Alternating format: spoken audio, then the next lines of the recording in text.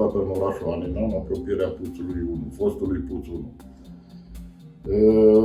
Ca să știm puțin despre trecutul Vilei, trebuie să revenim la perioada de construcție a acestei clădiri, o clădire emblematică pentru trecutul orașului nostru. Trebuie să ne aducem aminte că orașul nostru a făcut parte din Banatul istoric și era partea coroanei austriece. Primul proprietar fiind fiscul austriac, după care în 1855 uzinele și fabricile, minele au fost cumpărate de o societate nou creată, de niște bancheri francezi și austrieci, societatea Steg, o societate privilegiată, dar datorită căreia industria orașului a cunoscut un avânt deosebit. A fost o perioadă de boom a construcțiilor.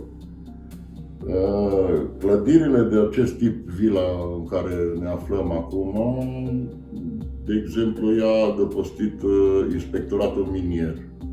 A servit de locuință inspectorului superior și aici erau și cancelariile.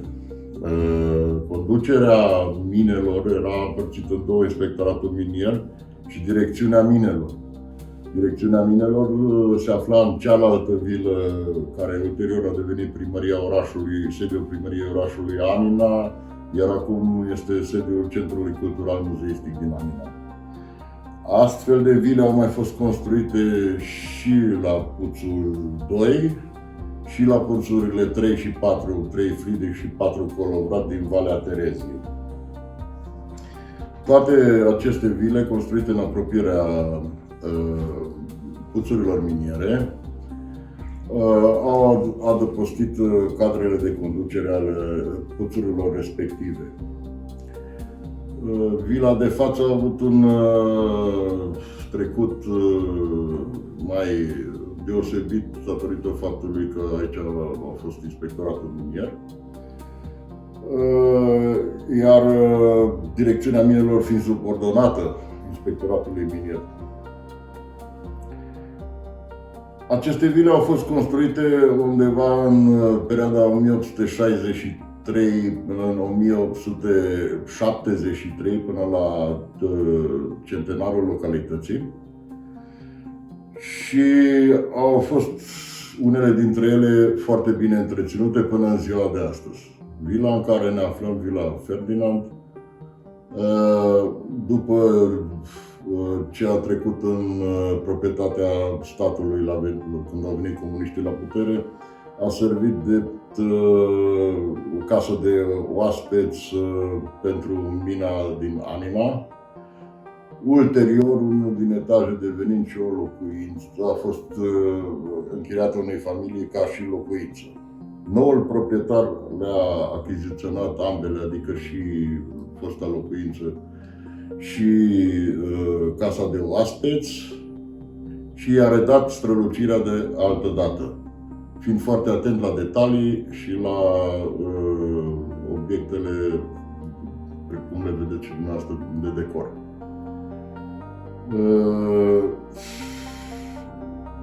Una dintre cele mai plăcute amintiri la care a fost martoră această vilă a fost vizita perechii regale a României din anul 1926. Astfel, perechea regală, după ce la 10 iunie a vizitat orașul Reșița și a botezat prima locomotivă pe abur ieșită de acolo, de la fabricile din Reșița, în cea de-a doua zi, Majestatea sa, regele Ferdinand I, însoțit de Majestatea sa, regina Maria. În afară de cei doi au mai fost prezenți Alteța sa regală, principesa Ileana, ambele îmbrăcate în costume naționale românești, așa cum obișnuiau. Au fost însoțiți și de membrii ai guvernului conduși de generalul Alexandru Averescu, prim-ministru la acea dată.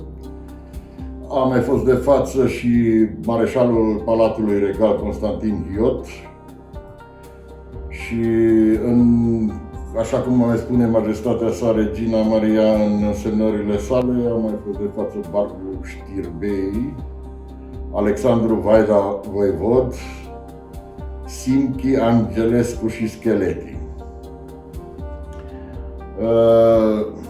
Cu toții au oprit automobilele cu care au venit la intrarea în incinta Puțului 1, poarta de jos, poarta principală, care pe atunci arăta cu totul altfel decât arată acum. Avea o fațadă, era ca intrarea într-o galerie de coastă. Acolo au fost întâmpinați de autoritățile locale, de inspectorul minier superior Carol Codora și de directorul minelor Anton Hendrich.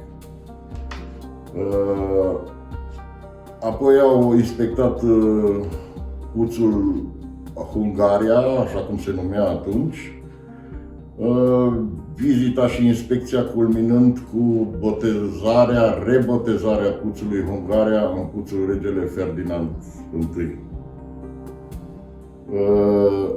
După partea oficială a vizitei,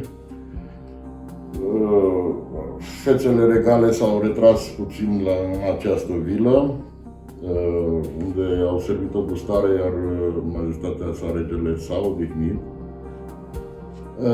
Se pare, legenda spune așa, povestile din localitate, că regina ar fi schimbat costumul popular în această vilă cu mama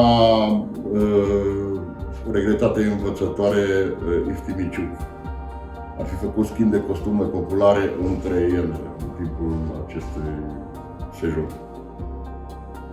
După care, bineînțeles, perechea regală a părăsit vila și orașul, îndreptându-se spre pădure. Au mai făcut un popas la cantonul Silvic Bohui, pe marginea lacului, la care de asemenea a încântat-o pe Regina Maria. Din puținele fotografii care s-au păstrat cu ocazia acestei vizite, fotografii care nu se găsesc în arhiva Casei Regale, din păcate, și cu siguranță trebuie să fi fost mult mai multe decât am găsit noi până acum. Conform acestor fotografii, la această vizită ar mai fi fost și prințul Barbu Știrbei, și patriarhul Mirion Cristea și Constantin Orghidan. Deci, în orice caz, au fost toți factorii de decizie și guvernul penelist după alegerile din același an prezență în localitatea noastră și în această minunată vilă.